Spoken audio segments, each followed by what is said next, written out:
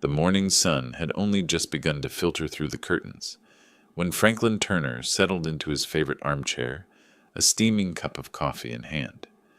The house was quiet, filled with the familiar creaks of wood that had borne witness to decades of family life.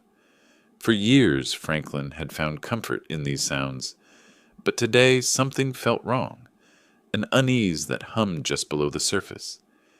He set his coffee down and reached for the worn leather folder he always kept in the drawer of his desk. That folder contained the product of nearly a lifetime: careful savings, certificates, bonds, and account information. It wasn't vast wealth, but it was his security, the promise he had built for his twilight years. He had lived modestly, avoiding luxuries, and tucking away every extra dollar, with the discipline of a man who had grown up in leaner times. But as he opened the folder, a cold weight pressed into his chest. The most recent bank statement was sitting at the top, and the numbers staring back at him didn't make sense. The balance, his life's safety net, was wrong, shockingly wrong. Where there should have been 6 figures, there was barely enough to cover a month's expenses. Franklin blinked hard, convinced his tired eyes were deceiving him. He adjusted his glasses and scanned again, each line colder and sharper than the last. Withdrawals. Large ones. Thousands upon thousands siphoned out in chunks over the last several weeks. He flipped back through the folder, pulling out older statements. Just a month ago, everything had been intact. Now, nearly everything was gone. His hands began to tremble. Franklin prided himself on being careful, vigilant, the kind of man who balanced his accounts down to the penny. There was no way he could have missed this, unless someone else had their hands on what wasn't theirs. His first thought was the bank, a clerical error, a mix-up, something that could be straightened out with a firm phone call. He dialed the number, his voice tight, as he asked to speak with the manager he had known for years. But the answers he received sank him deeper into dread. "No mistake, Mr. Turner," the voice on the other end assured. "All withdrawals were authorized. In fact, they were processed with the proper signatures and identification." Franklin felt his throat close. Identification? Signature? His signature was steady, familiar, unmistakable. He had not touched that account in months. After the call ended, Franklin slumped back in his chair. The room seemed to tilt around him, the walls pressing closer. Who could have done this? The list of people with access was painfully short, and then the truth struck like a blade. Laura, his daughter. He didn't want to believe it. The very thought made his heart ache in a way no financial loss could. He had trusted her, given her not just his love, but every opportunity he could afford. After her husband passed, Franklin had helped support her, welcoming her back under his roof when she needed stability. He had even taken on part of the responsibility for raising Ethan, his 15-year-old grandson, when Laura struggled. Could the girl he had carried in his arms, the woman he had watched stumble and rebuild so many times, really be the one to strip him bare? Franklin rose slowly, pacing the living room. The familiar photographs on the wall seemed to mock him. Laura as a child, Laura on her wedding day, Laura holding newborn Ethan. Each image carried memories of sacrifice, long hours worked, and dreams set aside so his daughter could thrive. Now those same hands he had once guided across busy streets might have forged his name and drained his future. He sat again, burying his face in his palms. The betrayal was heavier than the numbers on a statement. It was the cruel reminder that trust, once broken, left scars no ledger could measure. Hours passed in a fog. Franklin barely touched his coffee, now cold, or the breakfast he had planned to make. He simply sat, staring at the folder, willing it to change, praying the truth was somehow different. By evening, his phone rang. The screen lit up with Laura's name. His chest tightened. He answered, his voice low, his throat dry. "Dad," her voice came, bright and strained at once. "I need to talk to you." He swallowed hard. Every instinct told him this conversation would confirm what his heart already feared. "Laura," he said slowly, "what have you done?" Franklin Turner sat with the phone pressed against his ear, the silence between himself and his daughter stretching longer than any pause he could remember. When Laura finally spoke, her words tumbled out in a rush, as though she had rehearsed them but still couldn't find the right rhythm. "Dad, I had no choice," she began. "You don't understand the pressure I was under. Marcus promised me we could finally start over, that we could build a real future." Franklin closed his eyes. The name was new, but the tone was old. Marcus, a boyfriend he had never met, yet already a presence that hovered like a shadow over his daughter's words. "You took everything, Laura," he said quietly. His voice was low, steady, but beneath it lay the weight of 1,000 unspoken memories. "My savings. The money I spent half a lifetime building. Do you have any idea what you've done?" On the other end of the line, Laura's breathing hitched. "It's not like that. Marcus, he knows people. He's got plans. He said if we invested now, if we took the risk, we'd have more than enough to take care of you, me, and Ethan. This isn't theft. It's an opportunity." Franklin's hand clenched around the arm of his chair. "An opportunity?" He almost laughed, but the sound caught in his throat. "Laura, you didn't just gamble money. You gambled trust, and that, once lost, doesn't return so easily." For a moment there was silence. Then Laura's voice hardened, tinged with defiance. "You've always been too cautious, Dad. Always saving, always planning, never taking risks.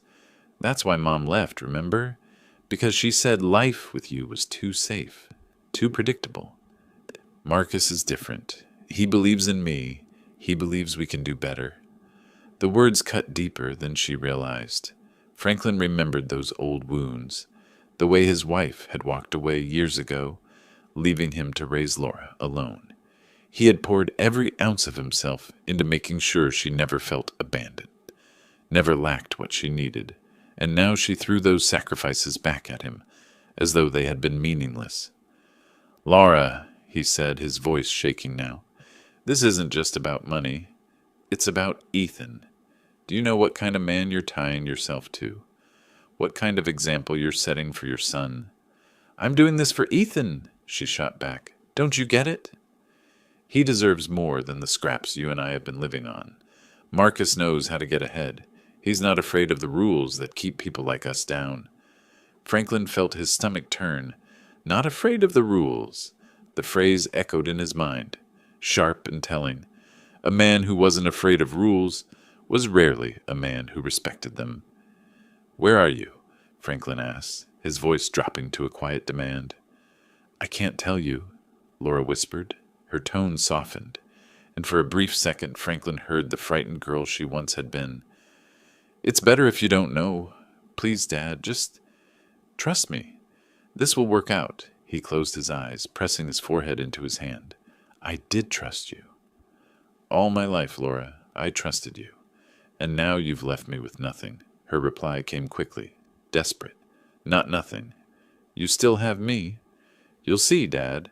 Once Marcus's plan pays off, you'll thank me." But before Franklin could respond, the line went dead. He sat in silence, the phone still pressed to his ear, long after the call ended. The clock ticked on the wall, each second a hammer striking against his chest. She had admitted it. Not only had she drained his savings, but she had tethered herself and her son to a man Franklin instinctively knew was dangerous. As evening settled over the house, Franklin stood and moved slowly toward the window. Outside, the streetlights flickered to life, casting long shadows across the yard where Ethan had once played catch with him. That boy was 15 now, sharp-eyed and thoughtful, already noticing cracks in the adults around him. And Franklin realized something then. Ethan was the one person who could not be fooled by Laura's illusions. He was too observant, too much like his grandfather. Franklin whispered into the dark room, more to himself than anyone else. "Ethan deserves better than this. And if Laura won't see it, then I'll have to." That night, Franklin didn't sleep. He sat with a folder of empty accounts spread across his desk, his mind replaying Laura's words. The name Marcus rang in his head like a warning bell. The rules don't matter. Trust me, you'll thank me later. He knew men like Marcus. He had seen them in his banking years. Smooth talkers who played with other people's money, leaving ruin in their wake. And now that ruin was inching closer to his own family. Franklin clenched his fist. Laura might be blind, but he would not be. And if Marcus Doyle thought he could walk into his family's life and rewrite its future, then he was about to learn the power of a man who had spent his life reading between the lines. Sleep did not come to Franklin Turner that night. He lay in bed with the house dark and silent around him, but his mind refused to rest. Every time he closed his eyes, he saw his daughter's face, Laura at 5 years old, clutching his hand as they crossed a busy street. Laura at 12, standing nervously on stage at her school recital. Laura at 20, crying on his shoulder after her marriage had begun to fall apart. Those memories pressed against him now like ghosts, each one whispering a question he could not answer. Where did I go wrong? He had done everything he could to give Laura stability after her mother left. He had worked long hours, sometimes 2 jobs at once, so she could have school clothes that weren't secondhand, books she loved, and a safe roof overhead. When other fathers spent weekends fishing or golfing, Franklin was often catching up on overtime, his hands calloused from labor he hadn't imagined he'd still be doing in middle age. And yet, he never resented it. Every sacrifice was worth it the moment Laura looked at him with gratitude in her eyes. She was his reason, his anchor. But as the years passed, Franklin began to notice a restlessness in her. Laura wanted more than the modest home, more than the steady but unremarkable life her father could provide. She dreamed of glamour, of wealth, of being admired. Franklin had hoped marriage would ground her, but instead it left her bitter when her husband couldn't deliver the life she craved. When tragedy struck and she became a widow, Franklin had opened his door without hesitation. "This is still your home," he told her, and he meant it. She moved back in with Ethan, and Franklin poured what strength he had left into supporting them both. But now, as he sat in the quiet of his study, those old promises felt like chains around his neck. He had given Laura everything: security, second chances, unconditional love. And she had thanked him by stripping away the savings he had built with his own hands. Franklin stood and walked to the shelf where photo albums were stacked neatly. He pulled one down and flipped it open. The pages told the story of a life: Laura's childhood birthdays, family Christmases, the vacations they had scraped together enough to afford. In every picture, Franklin saw the pride in his eyes, the belief that he was doing right by his daughter. Now he wondered if that pride had blinded him. Had he mistaken indulgence for love? Had he allowed Laura's dissatisfaction to grow unchecked, mistaking it for youthful ambition instead of greed? The question that haunted him most was not, why did she take the money? It was, how could she betray me so easily? His chest tightened as he thought of Ethan. The boy was smart, sharper than Laura gave him credit for. He saw more than he let on, carried himself with a quiet strength that reminded Franklin of himself at that age. If Ethan had overheard even half of what was happening, he would already be piecing things together. Franklin closed the album, his hands trembling. He could not allow Ethan to carry the weight of his mother's choices. The boy was still young, still capable of building a future free from the shadows Laura was dragging into their lives. The night stretched on, heavy with memories. Franklin remembered the day Laura was born, the way he held her tiny body in his arms and promised he would always protect her. He remembered the look on her face when he bought her first bicycle, when he taught her how to drive, when she came home crying from her first heartbreak. In each moment, he had been her shield. Now she had torn through that shield with a single act of betrayal. By dawn, Franklin's resolve hardened. He couldn't change the past. He couldn't erase the mistakes or undo the sacrifices, but he could protect what remained. His grandson, his dignity, and whatever pieces of his future were still salvageable. He sat at his desk as the morning light spilled through the curtains. The leather ledger lay open, pages waiting to be filled. For years it had been a tool of habit, a way to track numbers and ensure security. Now it would become something else, a record of betrayal, a map of the truth he intended to uncover. As he picked up his pen, Franklin whispered into the quiet room, "I may have lost you, Laura, but I won't lose Ethan, not to Marcus, not to this madness. The ghosts of memory still lingered, but they no longer chained him. Instead, they fueled him. And though his heart ached, Franklin knew that sometimes the hardest love a parent could give was not forgiveness, but protection from the very child they once swore to protect." The first time Franklin Turner heard Marcus Doyle's name, it came like a storm cloud, a presence he could not see, but one he instinctively knew would bring trouble. Laura had spoken it with an excitement that unsettled him, the way a gambler might whisper about a winning streak just before losing it all. Franklin knew men like Marcus. In his banking years, he had seen their type walk through the lobby, smooth talkers, men with bright smiles and hollow eyes. They always came with grand promises, dazzling investors with confidence while quietly bleeding them dry. Those men often left ruin in their wake, while their victims were too ashamed to admit how easily they had been deceived. Now one of them had found his way into Franklin's family. Over the next several days, Franklin began asking discreet questions. He started with neighbors and acquaintances, phrasing his curiosity carefully so it sounded casual. It didn't take long before a few whispers reached his ears. Marcus Doyle had a reputation. He wasn't just ambitious, he was reckless. He'd been connected to shady business ventures that collapsed without explanation. There were rumors of run-ins with the law, of debts left unpaid, of friends who stopped calling after lending him money.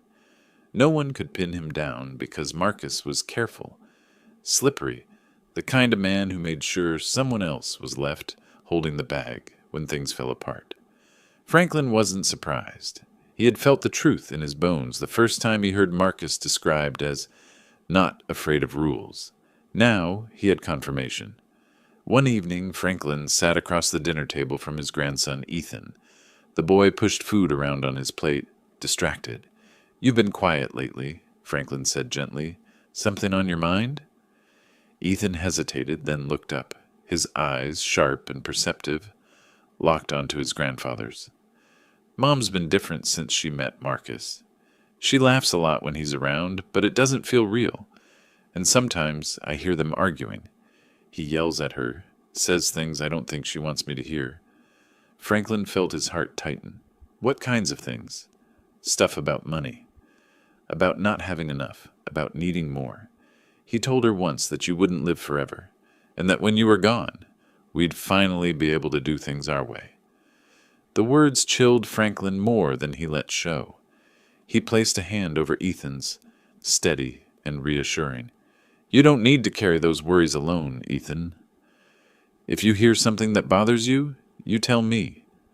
Always, Ethan nodded slowly, relief flickering across his face. Later that night, Franklin sat in his study with the ledger open in front of him. He added a new line. Marcus Doyle, pattern of manipulation confirmed through rumors and Ethan's testimony. The pages were beginning to form a story, one more damning with each entry. But Franklin also knew he couldn't rely on whispers alone. He needed proof, something undeniable. The opportunity came sooner than he expected. One Saturday afternoon, Franklin parked his old sedan across the street from a bar on the edge of town. It wasn't the kind of place he normally visited, but he had heard Marcus spent time there. The lot was half empty, the neon sign buzzing faintly in the daylight. Through the window, Franklin spotted him. Marcus was at the bar, leaning close to another man, speaking animatedly with a drink in hand. Even from a distance, Franklin could see the sharp movements of his hands, the way he dominated the conversation. Franklin watched for nearly an hour. He saw Marcus slap the other man on the back, laugh too loudly, then leave the bar without paying for his drink. The other man followed him out, looking uneasy, as though already regretting the time he'd spent. Franklin made a note in his ledger that night. Marcus Doyle, habit of manipulation, associates appear uneasy, avoids accountability. Still, one scene wasn't enough. Over the next few weeks, Franklin pieced together a mosaic of Marcus's life. He learned about 2 failed business partnerships, each ending with Marcus vanishing and leaving debt behind. He heard about a woman in another town who had filed charges for theft, though the case never made it to trial. And most telling of all, he discovered Marcus had been arrested once for fraud, charges that were mysteriously dropped. Each fact tightened the knot in Franklin's stomach. This wasn't just a careless man. This was a predator, someone who thrived on exploiting others, and now he had his claws in Laura. One evening, as Franklin sat at his desk, surrounded by notes, Ethan slipped quietly into the room. He placed a folded sheet of paper on the desk. "I found this in Mom's purse," Ethan whispered. Franklin opened it carefully. It was a receipt for a wire transfer, several $1,000s, sent to an account in Marcus's name. The date matched one of the unexplained withdrawals from Franklin's savings. Franklin's hands trembled slightly as he placed the receipt into his ledger. Ethan watched him closely. "What are you going to do, Grandpa?" the boy asked softly. Franklin looked at him, the weight of generations pressing into his shoulders. "I'm going to do what I've always done, Ethan. I'm going to protect this family, even if it means protecting it from your own mother." The boy nodded, his jaw tightening with a seriousness far beyond his years. And in that moment, Franklin realized something important. He was no longer fighting this battle alone. The days that followed carried a strange tension in the Turner household. Franklin tried to keep the atmosphere steady, maintaining his quiet routines, but beneath the surface he felt the currents of unease pulling stronger with each passing hour. He could see it in Ethan, too. The boy carried himself differently now, his eyes sharper, his silences longer. Franklin suspected his grandson was holding something back, something important. One evening, Franklin found him at the dining room table with his schoolbook spread out. Ethan was bent over a notebook, but when his grandfather approached, he quickly shut it. "You've been busy lately," Franklin said gently, lowering himself into the chair across from him. "A little too busy, I'd say." Ethan hesitated, his pencil still in hand. Then he looked up, his expression caught between guilt and determination. "Grandpa, I've been looking into Marcus." The words came out in a rush, as if holding them in had become impossible. Franklin's brow furrowed. "Ethan, that's not your burden to carry." "Yes, it is," the boy said firmly. "He's in our lives now, and if Mom won't see him for who he really is, then someone else has to. You've already done so much. I can help." Franklin felt a mixture of pride and fear stir within him. He wanted to shield Ethan from the ugliness of what they were facing, yet he couldn't ignore the steel in his grandson's voice. Ethan was no longer just a boy. He was becoming a young man who understood responsibilities in ways his mother never had.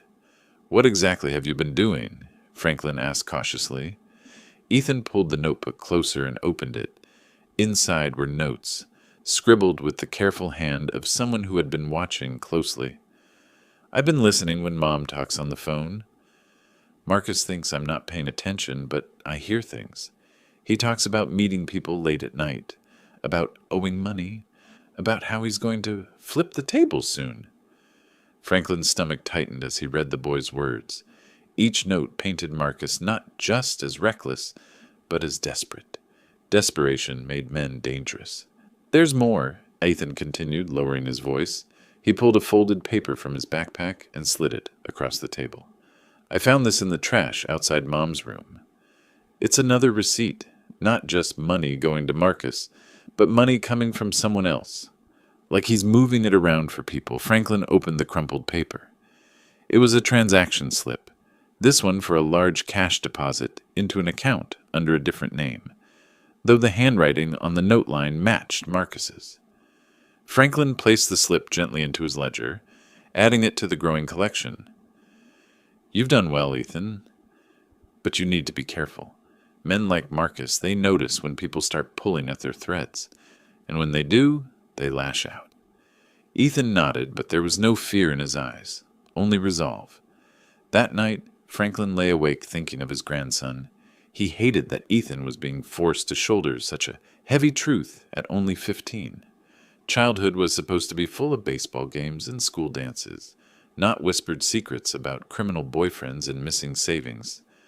But Franklin also knew Ethan's strength was their greatest asset now.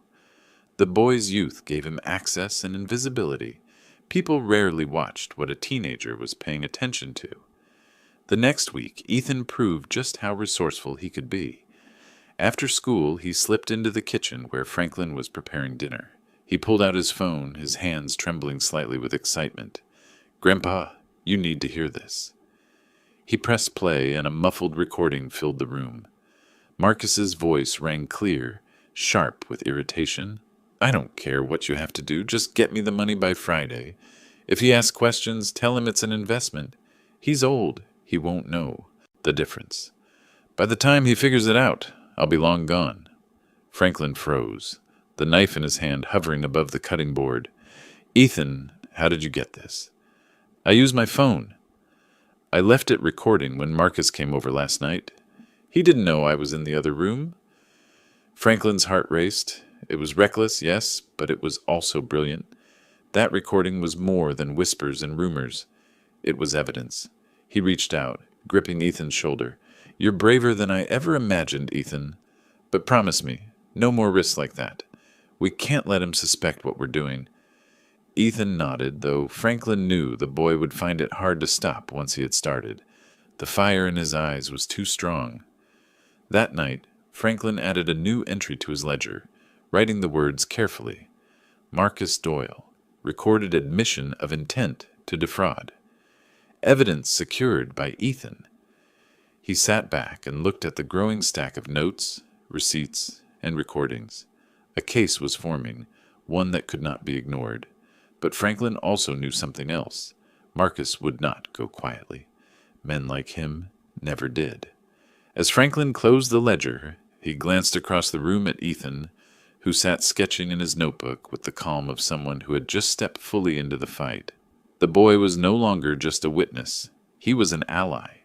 And together, they were building a truth Marcus Doyle could never outrun. The air inside Franklin Turner's study had taken on a new weight. What had once been a quiet refuge, a place for reading newspapers, balancing accounts, and writing letters, had transformed into something closer to a war room. The desk was no longer just polished wood. It was a battlefield where scraps of evidence were laid out like weapons. Receipts, bank slips, Ethan's notes, and even the secret audio recording were arranged neatly in rows, each piece a fragment of Marcus Doyle's shadowy life. The leather ledger sat open in the center, its pages filling steadily with Franklin's steady, disciplined handwriting. The words weren't emotional, not filled with the anguish he sometimes felt. They were factual, methodical, the way a banker would record debits and credits. But beneath each line was something far stronger, the pulse of a father determined to reclaim dignity, and a grandfather determined to protect the future. Ethan leaned over the desk, his eyes darting across the evidence. "It's all here, Grandpa. Look, money moving in, money moving out. Transactions that don't make sense.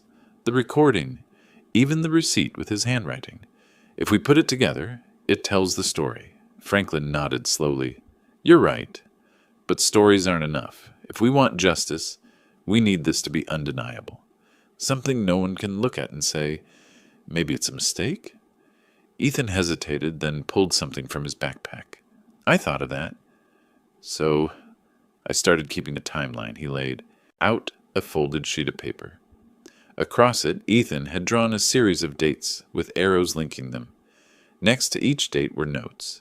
Withdrawals from Franklin's account, deposits into Marcus's, Meetings Laura had with Marcus. Overheard conversations. Franklin studied the page, pride swelling in his chest. This is excellent work, Ethan. The boy flushed, but his expression was serious. I just thought, if we can see how it all connects, then anyone else can too. Even the police. Franklin sat back, staring at his grandson. He hadn't expected Ethan to be this involved, but now that he was, there was no turning back. The boy's instincts were sharp, his mind quick, and his resolve unshakable. Together they spent hours organizing the material. Franklin would dictate, and Ethan would write, filling in details on the timeline while Franklin copied numbers into the ledger. They worked like two halves of the same mind, one seasoned by experience, the other fueled by youthful determination. Late into the night, the desk was covered with neat stacks of paper. Franklin rubbed his eyes, exhaustion tugging at him, but satisfaction kept him upright. For the first time since discovering his empty savings, he felt control returning. Not complete, but enough to hold on to. Grandpa, Ethan said softly, breaking the quiet, do you think Mom knows what Marcus is really doing? Franklin hesitated. The question lingered heavy in the air. I think she wants to believe in him. She wants the dream he's promising, even if it's built on lies. Sometimes the truth is too painful, so people cling to the illusion instead. Ethan frowned. But illusions don't pay bills. They don't keep people safe. Franklin gave a small, weary smile. No, they don't. But to someone like your mother, they feel better than the reality. That's what makes men like Marcus dangerous. They know how to sell dreams. Ethan's eyes narrowed with a seriousness beyond his years. Then we'll make sure his lies don't last. The words echoed in Franklin's chest. The boy was right. The following morning, Franklin made a decision. He gathered the ledger, the receipts, and Ethan's timeline, and placed them in a locked metal box. He tucked the box under a false bottom in his desk drawer, ensuring it would remain hidden should Marcus or Laura ever snoop around. You and I are the keepers of this truth now, Franklin told Ethan. No one else must know until the time is right. Ethan nodded solemnly. I understand. That evening, Franklin caught sight of Laura on the porch, her voice raised as she argued into her phone. He didn't need to guess who was on the other end. Her words were sharp, defensive. She was protecting Marcus. Franklin's heart ached, but he forced himself to turn away. He could not save her if she didn't want to be saved. Instead, he would save Ethan. Back in the study, Franklin added one final note to the ledger before closing it for the night. The truth has been gathered. The time will come to reveal it. Until then, patience. As he set the book aside, he felt something shift within him. The helplessness that had weighed him down was gone. In its place was resolve, forged stronger by the knowledge that he wasn't fighting alone. The ledger was no longer just numbers on paper. It was a weapon, a shield, and a map to justice. And Franklin Turner was ready to wield it. The days blurred into one another, each carrying the same uneasy rhythm. Laura would disappear for hours with Marcus, returning home only to rush into her room or make hushed phone calls on the porch. Franklin kept his distance, his disappointment a constant weight pressing against his chest. Ethan, however, grew more restless. His sharp eyes followed every movement, every lie, until finally he could no longer keep silent. One afternoon, as Franklin reviewed the ledger in his study, Ethan slipped in and shut the door quietly behind him. His face was pale but determined. "Grandpa," he whispered, "I think it's time." Franklin looked up slowly. "Time for what, Ethan?" "To tell someone," the boy said firmly. "The police, maybe. Or someone who can stop Marcus before he ruins everything. We have enough evidence, don't we?" Franklin studied him. The boy's hands trembled slightly, but his voice carried conviction. For weeks, Franklin had been gathering and recording, but a part of him had hesitated, unsure of when to act. Now his grandson was urging him forward, and Franklin felt a swell of pride. "Yes," he said finally, We do have enough. But we need to be careful. If Marcus finds out we've gone to the authorities before the right time, he'll lash out. And your mother—" He paused. The thought of Laura caught in his throat. "She'll be caught in the crossfire." Ethan lowered his gaze, then lifted it again with quiet resolve. "I can do it. He won't suspect me." Franklin's brow furrowed. "Do what?" "I'll make the call." The word struck Franklin like a hammer. His instinct was to refuse immediately, to shield Ethan from the risk, but the boy's eyes held steady, unwavering. He was no longer asking for permission. He was declaring his role. Franklin sighed, rubbing his temples. "You're only 15, Ethan." "This isn't a game." "I know it's not," Ethan shot back. "That's why I'm the one who has to do it." "Nobody notices me. Marcus doesn't care what I'm doing. He thinks I'm just a kid. That makes me invisible. And invisibility is power." The conviction in Ethan's voice silenced Franklin.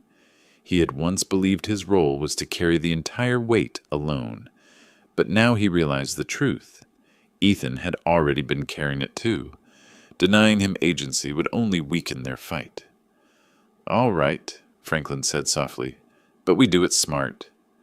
No names. No risks we can't. Control." That evening, Franklin and Ethan sat together at the desk, reviewing every piece of evidence. The receipts, the timeline, the recording, all carefully documented. They prepared a neat summary, stripping away personal identifiers that might expose them. When they were ready, Franklin placed a firm hand on his grandson's shoulder. "Call from the payphone down on Main Street," he instructed. "Not from here. And not from your cell. Use your notes. Keep it brief, and then walk away. Do you understand?" Ethan nodded, his face set with determination. The next day after school, Ethan did exactly as planned. With Franklin watching from a distance, the boy stepped into the glass booth of the old payphone. He slipped in a few quarters Franklin had given him, lifted the receiver, and dialed the non-emergency line of the local police department. "Hello," he began, his voice steady despite the pounding of his heart. "I need to report something about a man named Marcus Doyle." He explained carefully, using the summary he and Franklin had prepared.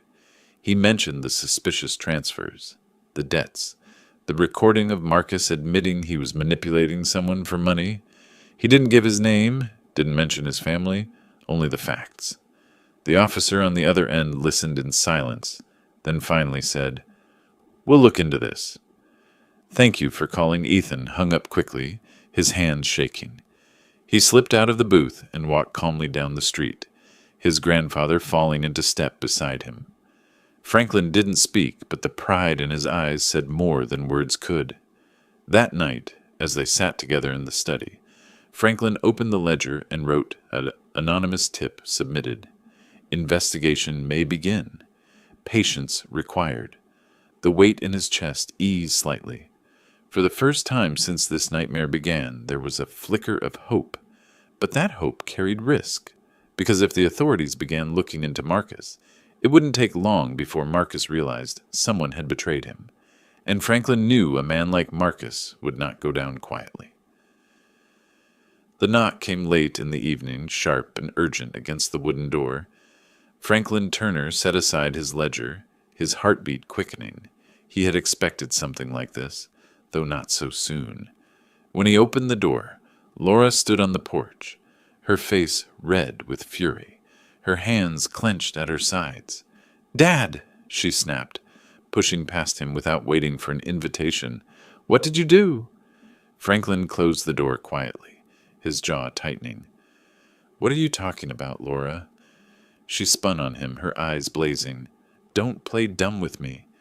Marcus just got a call.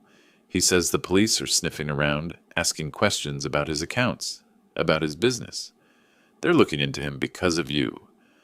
Her words struck with the force of accusation Franklin had long feared. He inhaled slowly, steadying himself before answering. "Laura, I haven't spoken to the police." "Liar!" she spat, her voice cracking. "You've hated him since the beginning. You're jealous because he's building something bigger than you ever could. You can't stand that I chose him, so now you're trying to ruin him." Franklin's eyes narrowed. Bigger than I ever could? Laura, I've worked my entire life to keep you safe, to give you a foundation. Marcus isn't building anything. He's tearing everything down. He's a fraud, and he's dragging you with him. Laura's hands trembled, but her rage kept her voice sharp. You don't know him. You don't understand what he's been through. He's taking risks because that's what it takes to succeed. Not everyone wants to waste their life counting pennies in a ledger. The words sliced deeper than she realized. Franklin felt the sting of every long night, every sacrifice, dismissed in a single breath, but he did not let his pain show. Instead, he stepped closer, his voice calm but unyielding. I know men like him, Laura. I've seen them 100 times. They promise the world, but all they leave behind is ashes. He doesn't care about you. He doesn't care about Ethan. All he cares about is himself. At the mention of Ethan, Laura's anger wavered. Her eyes flickered, guilt creeping in, but she quickly masked it with defiance. Don't bring my son into this. He loves Marcus. He looks up to him. Franklin's gaze hardened. Ethan sees more than you think. He knows Marcus isn't who he pretends to be. For a moment, silence fell heavy between them. Laura stared at her father, suspicion creeping into her expression. What do you mean by that? Has Ethan said something? Franklin hesitated, choosing his words carefully. Ethan is smart. He listens, and he knows when something isn't right. That boy has more sense at 15 than Marcus will ever have in his life. Laura's breath caught, her defenses faltering, but then she straightened, her chin lifted high. If the police are coming after Marcus, it's because someone tipped them off. And if it wasn't you, then who? Franklin's heart pounded, but his face remained unreadable. He could not let her suspicion turn toward Ethan. Maybe the truth finally caught up with him. Men like Marcus can't outrun it forever. Laura glared at him, her eyes shining with a mixture of rage and desperation. If you had any love for me, you'd support me. You'd trust me. But you've never trusted me, have you? Franklin's voice softened, though the firmness remained. I've always loved you, Laura. I've trusted you more than you deserved. But trust is earned, not demanded. And right now, you've tied yourself to a man who will ruin you. Her lips trembled, her eyes glistening as though tears threatened to break free. But instead of softening, she turned hard again, her voice cutting like glass. You'll regret this, Dad. When Marcus comes out on top, when he proves you wrong, you'll see how small you really are. She stormed out, slamming the door behind her. Franklin stood in the silence, the echoes of her footsteps fading into the night. His chest ached with a pain no words could soothe. It was not anger that filled him now, but sorrow, the sorrow of a father who had watched the child he once carried in his arms walk blindly into ruin. Moments later, Ethan appeared in the doorway of the study. He had heard everything. His young face was pale, his eyes wide. She doesn't see it, Grandpa, he whispered. She's so wrapped up in him, she doesn't even hear herself anymore. Franklin pulled the boy into a steady embrace. I know, Ethan, but one day she will. The truth always breaks through lies, no matter how tightly people cling to them. Ethan nodded, his voice firm despite the tears in his eyes. Then we just have to make sure the truth is strong enough to be heard. Franklin looked toward the closed door, the darkness pressing beyond it. His daughter was lost to Marcus's illusions, for now. But Ethan was right. Their job was to build a truth so undeniable it could shatter the spell Marcus had cast. And when that moment came, Franklin swore he would be ready. The confrontation with Laura lingered in Franklin Turner's mind long after the sound of the slamming door faded. He had endured many arguments in his life, but never had words cut as deep as those from his own daughter. Betrayal always stung, but when it came from family, it was a wound that refused to close. Yet amid that sorrow, Franklin knew he had to stay steady. For Ethan, the boy carried himself with courage, but Franklin could see the heaviness pressing on his young shoulders. No child should have to live in the middle of such storms, and Franklin vowed silently that he would give Ethan at least one thing his daughter could not destroy: security. That night, as the house settled into uneasy silence, Franklin beckoned Ethan into the study. The desk lamp cast a warm circle of light across the room, illuminating the leather ledger and the carefully stacked papers. Franklin closed the book and leaned forward, his voice low and deliberate. "There's something I need to show you," he said. Ethan's eyes widened, a flicker of worry darting across his face. "What is it, Grandpa?" Franklin reached into the bottom drawer of the desk and pressed against the wooden panel. With a soft click, a false compartment opened, revealing a small metal box. Franklin lifted it out carefully, setting it on the desk. Its surface was scratched and worn, but the lock still held strong. Ethan leaned closer, curiosity replacing his worry. "What's in there?" Franklin produced a key from his pocket, slid it into the lock, and turned it. The box creaked open, revealing neat stacks of envelopes, each bound with rubber bands. Inside the envelopes were documents, certificates, and carefully folded slips of paper. At the very top sat a small bank book. "This," Franklin said, "is my hidden fund." Ethan's eyes widened further. "I thought Marcus and Mom took everything." "They took most of it," Franklin admitted, "but not all. I've lived too many years to trust in only one safeguard. A man who spends his life saving learns to prepare for storms. And Ethan, I've been through storms before." He slid the bank book toward Ethan. The boy opened it and gasped softly at the balance. It wasn't nearly as large as the fortune Laura had drained, but it was still a significant sum, enough to provide stability, enough to rebuild if necessary. Ethan looked up, his voice trembling. "Why didn't you tell anyone about this?" Franklin's gaze softened. "Because some truths are safer in silence. If Laura knew, she would have put it in Marcus's hands already. But this is for us, for you. One day when you're older, it will be yours. But for now, it must stay hidden." Ethan swallowed hard, his young face reflecting both awe and responsibility. "I won't tell anyone." Not even Mom Franklin placed a steady hand on his grandson's shoulder. "Good. Because this isn't just money, Ethan. It's hope. It's proof that Marcus hasn't taken everything from us. And when the time comes, it may be the key to rebuilding what your mother has thrown away."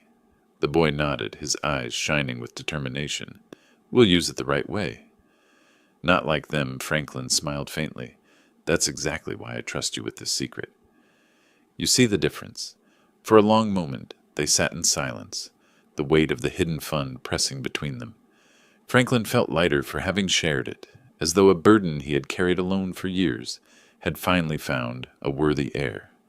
Later that night, as Franklin replaced the box and slid the false panel back into place, he felt a surge of quiet resolve. Marcus might have drained his visible accounts, and Laura might have chosen blind loyalty over reason, but neither of them could touch the hidden fund.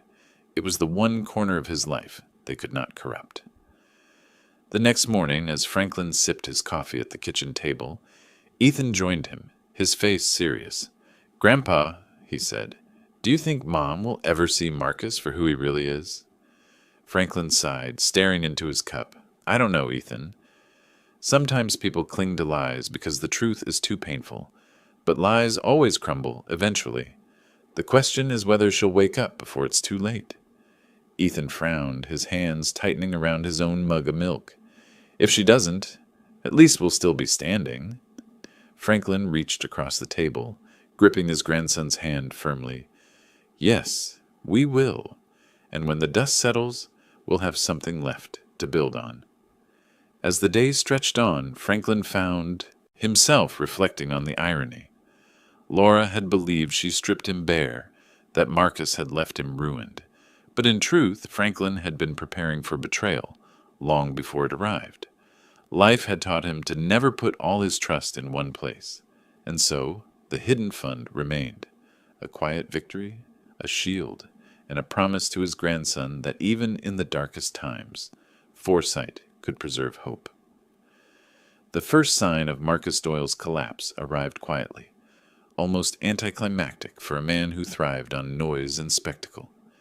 Franklin Turner read it in the morning paper. Local man arrested on suspicion of fraud and money laundering.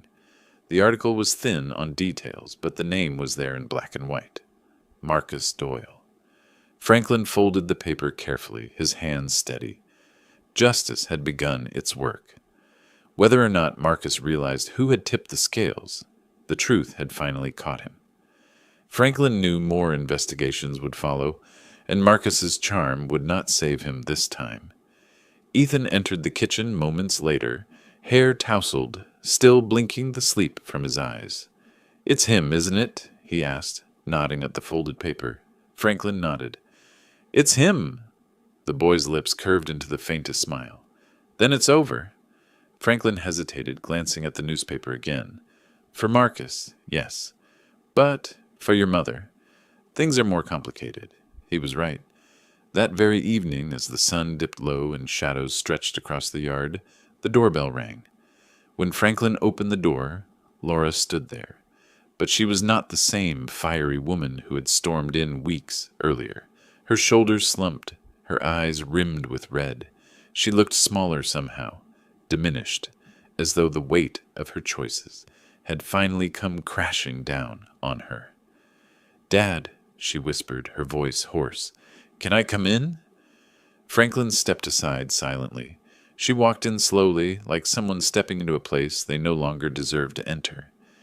Ethan appeared in the hallway, his eyes wide, but Franklin gave him a small shake of the head. This was his moment to handle. They sat in the living room, the silence stretching thick between them. Finally, Laura spoke. "They took him. The police. Marcus says it's lies, that he'll fight it, but I don't know anymore. Everything's falling apart." Her words trembled with the weight of denial unraveling. Franklin studied her face, searching for sincerity. "Laura, Marcus isn't the victim. He's the architect of this ruin. He used you, just as he's used everyone before you." Tears filled her eyes, spilling down her cheeks. "I thought he loved me. I thought if I believed in him, things would finally be different. I didn't want to live small anymore. I wanted more. For me, for Ethan, for all of us." Franklin's chest ached, but his voice stayed firm. "More doesn't always mean better. Sometimes more is just another word for greed." Laura flinched, as though struck. She buried her face in her hands. "I ruined everything, didn't I? I betrayed you. I betrayed Ethan. I don't even know why you'd let me sit here." For a long moment, Franklin said nothing. He thought of all the years he had carried her, all the sacrifices, all the nights he had gone without so she could have something better. He thought of her laughter as a child, of her tears as a young woman, of the pride he once felt watching her grow. And he thought of the man she had chosen instead, the man who nearly destroyed them all. At last, Franklin spoke. "You did betray us. You broke the trust I gave you. And trust, Laura, once broken, doesn't come back whole." Laura's shoulders shook as she sobbed quietly. "So what now? Do I just leave? Am I not welcome here any more?" Franklin's gaze softened, though his voice remained steady. "This house will always be your home. But that doesn't mean I will pretend nothing happened. If you want to stay, you will face the consequences of your choices.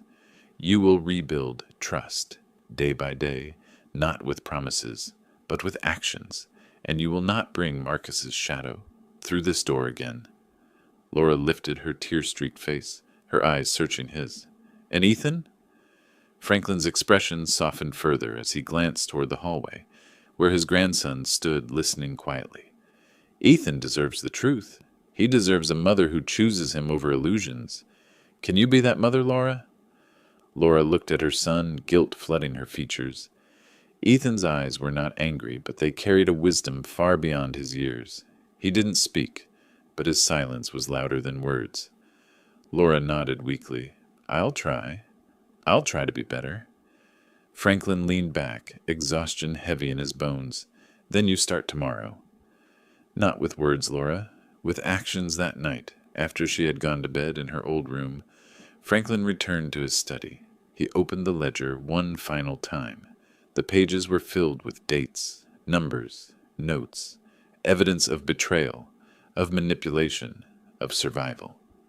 At the very end, he wrote a single line: Marcus Doyle, finished.